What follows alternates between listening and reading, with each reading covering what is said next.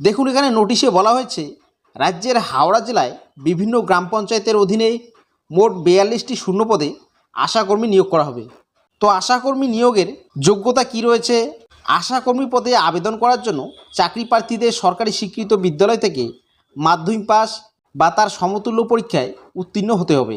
এখানের বয়সের সময়সীমা কি রয়েছে?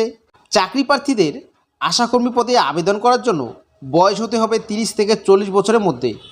এছাড়া তপশিলি জাতি এবং উপজাতি মহিলাদের ক্ষেত্রে বয়স হতে হবে 22 থেকে 40 বছরের মধ্যে এবং বয়স হিসেব করা হবে 1/1/2024 তারিখ থেকে। আশাকর্মী পদে নিয়োগ পদ্ধতি কি রয়েছে? এই আশাকর্মী পদে চাকরি পাওয়ার জন্য কোনো লিখিত পরীক্ষা দিতে হবে না। শুধুমাত্র মাধ্যমিকের নাম্বারের ভিত্তিতে প্রথমে প্রার্থী বাছাই করা হবে, তারপরে তাদের ইন্টারভিউয়ের মাধ্যমে আশাকর্মী পদে নিয়োগ করা হবে। আবেদন পদ্ধতি কি রয়েছে?